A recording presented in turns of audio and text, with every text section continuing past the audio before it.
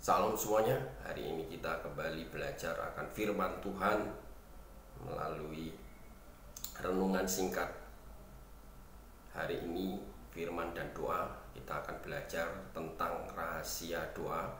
Mengapa orang-orang tidak mengalami kuasa Tuhan atau kuasa doa yang kita doakan terus-menerus. Sebenarnya kita akan mempelajari dari firman Tuhan bahwa doa itu sanggup mengubah segalanya, dan kita percaya itu bahwa benar-benar doa itu ada kuasa yang besar. Nah, kita akan mengetahui rahasia. Kalau kita mengetahui rahasia ini, maka kita akan menyukai tentang doa. Banyak orang berhenti berdoa dan tidak mengalami apapun juga. Tapi ketika kita mengetahui rahasia doa, maka kita akan terus dekat kepada Tuhan, terus inginkan doa. Kita terus ingin berdoa dan berdoa dan berdoa dan tidak pernah berhenti. Nah, inilah yang kita akan pelajari hari ini. Nah, firman Tuhan berkata bahwa di dalam Yakobus 4 ayat 2 berkata demikian. Kamu mengingini sesuatu tetapi kamu tidak memperolehnya. Lalu kamu membunuh, kamu iri hati, tetapi kamu tidak mencapai tujuanmu. Lalu kamu bertengkar dan kamu berkelahi. Kamu tidak memperoleh apa-apa karena kamu tidak berdoa. Nah, ini adalah hal yang luar biasa. Banyak orang yang ketika mereka menginginkan tujuan hidupnya, keinginannya seringkali tidak terjadi. Kenapa itu tidak terjadi? Kalau kita belajar tentang firman Tuhan mengajarkan kita untuk berdoa. Kamu mengingini sesuatu, kamu tidak mencapai tujuanmu karena kamu tidak berdoa. Untuk mendapatkan keinginan kita, maka salah satu yang kita harus lakukan adalah berdoa. Banyak orang yang ketika dia mengingini sesuatu, banyak orang yang tidak mencapai tujuannya, terus dia iri kepada orang lain, dia marah-marah, dia lihat teman-temannya, dia lihat orang lain diberkati Tuhan, sedangkan kita tidak mengalami hal yang sama seperti saudara-saudari kita atau orang lain itu, sehingga kita iri hati, jengkel, mangkel dan sebagainya. Mungkin kita bisa juga mengalami hal-hal yang membuat kita mengalami kesulitan. Nah, ayat ini sebenarnya kalau kita melihat latar belakangnya, kita kembali lagi cerita tentang Kain dan Habel. Kenapa Kain membunuh Habel? Karena salah satunya hal ini, tidak berdoa. Ketika Kain tidak berdoa, bahkan dia bertemu dengan Tuhan. Kenapa engkau panas hati? Atau dosa itu ada di depan pintu untuk melakukan hal yang luar biasa mempengaruhi hidupnya Kain, sehingga Kain membunuh Habel. Itu sebenarnya diawali dari iri hati. Nah, dikatakan di sini kamu tidak mendapatkan apa-apa, tidak memperoleh apa-apa, lalu kamu membunuh, kamu iri hati. Nah, ini cerita ini sebenarnya cerita yang ingin disampaikan melalui kisah Kain dan Habel. Ini cerita di mana Kain sebenarnya bertemu dengan Tuhan, untuk Tuhan itu menarik hatinya untuk tetap tenang, untuk tetap berdoa. Tapi Kain tidak pernah melakukan itu. Berdoa itu membuat kita mengalami ketenangan demi ketenangan.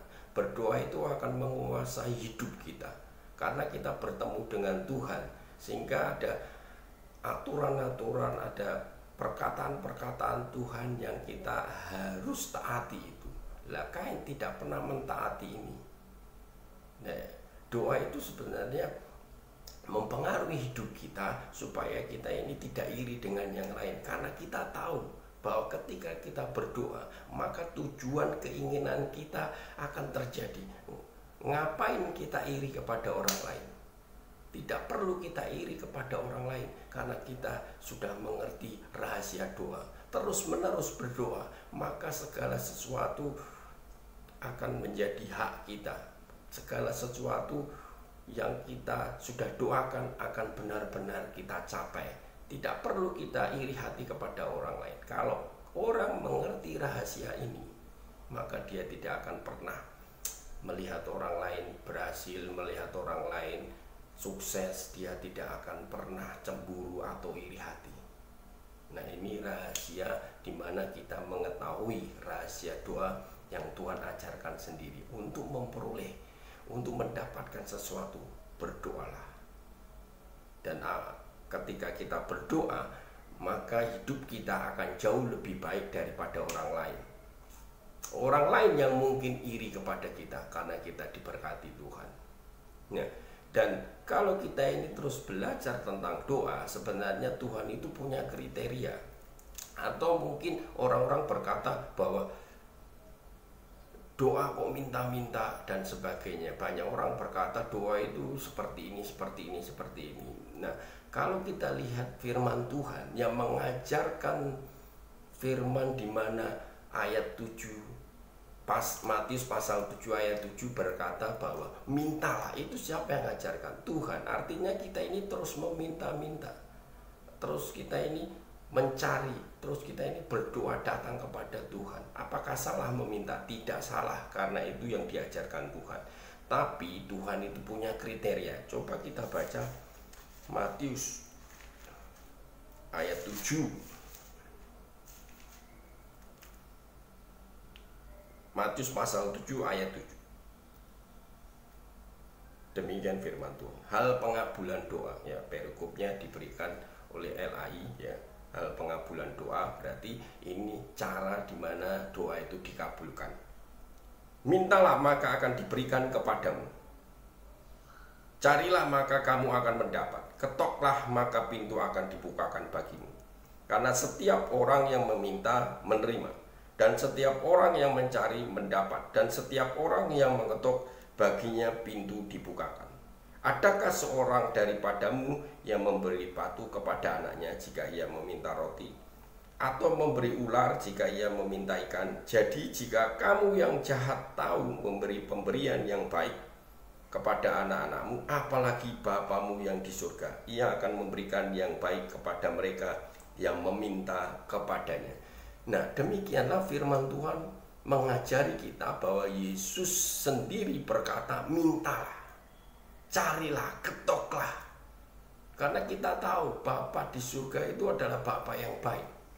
Wong Bapa yang jahat aja ketika anaknya meminta pasti tidak akan memberikan hal-hal yang buruk, tapi hal-hal yang baik. Apalagi Bapa di surga yang begitu baik, begitu luar biasa, akan memberikan yang terbaik buat kita. Tapi masalahnya Tuhan itu punya kriteria. Kriteria apa? Bahwa kita ini sedang dididik untuk menjadi atau diakui sebagai anak-anak. Nah, seringkali Tuhan itu ketika kita meminta roti, seringkali dalam tanda kutip Tuhan itu memberikan batu. Kenapa kok Tuhan memberikan batu? Atau seringkali Tuhan memberikan hal-hal yang tidak baik dalam hidup kita, seolah-olah kita mendapatkan hal yang tidak baik dalam hidup kita. Nah, itu sebenarnya kriteria Tuhan untuk kita ini dididik menjadi anak-anak yang diakui anak. Banyak orang Kristen yang ngomong anak Tuhan, tapi apakah benar Tuhan itu mengakui kita sebagai anak? Coba kita lihat di Ibrani pasal 12. Ibrani 12 berkata demikian. Ibrani 12 ayat 5 sampai 8. Dan sudah lupakah kamu akan nasihat yang berbicara kepada kamu seperti kepada anak-anak? Hai anak-anakku, janganlah anggap enteng didikan Tuhan, dan janganlah putus asa apabila engkau diperingatkannya. Karena Tuhan mengajar orang-orang yang dikasihinya, dan ia menyesak orang yang diakuinya sebagai anak. Jika kamu menanggung ganjaran, Allah memperlakukan kamu seperti anak. Di manakah terdapat anak yang tidak diajar oleh ayahnya? Tetapi jikalau kamu bebas dari ganjaran yang kamu harus derita setiap orang, maka kamu bukanlah anak, tetapi anak-anak gampangan. Nah, ini kriteria Tuhan. Ketika kita ini minta roti, seringkali Tuhan memberi batu.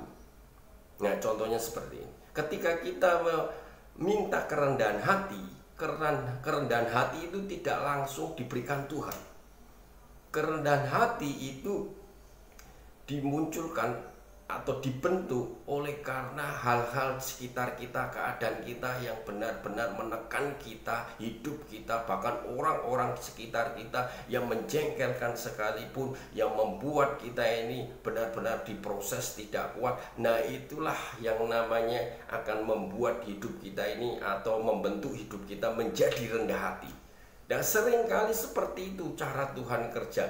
Dia itu ingin mengakui kita ini sebagai anak yang dikasihi.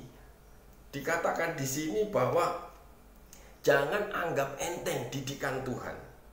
Jangan putus asa apabila kita diberikan peringatan. Kenapa? Karena Tuhan itu menghajar orang yang dikasihinya, dan ia menyesah orang yang diakuinya sebagai anak. Nah, ini buktian Tuhan itu punya kriteria. Kalau Tuhan punya kriteria hari ini, kenapa kita ini meminta kok tidak diberikan? Kenapa kita ini mencari kok tidak mendapatkan bertahun-tahun, berpuluh-puluh tahun bahkan?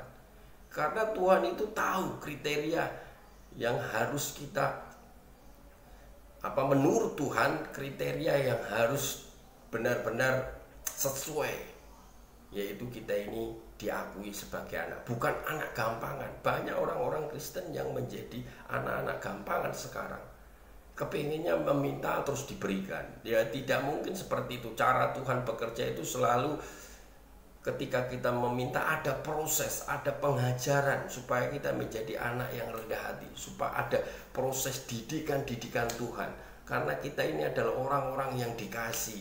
Dia tahu ketika kita mengajar dan kita dididik, dan suatu hari kriteria Tuhan itu tersampaikan, artinya kita ini mendapatkan kriteria yang sesuai keinginan Tuhan bahwa kita diakui anak, maka permintaan kita, doa kita pasti akan digenapi Tuhan. Maka doa kita pasti akan dipenuhi Tuhan.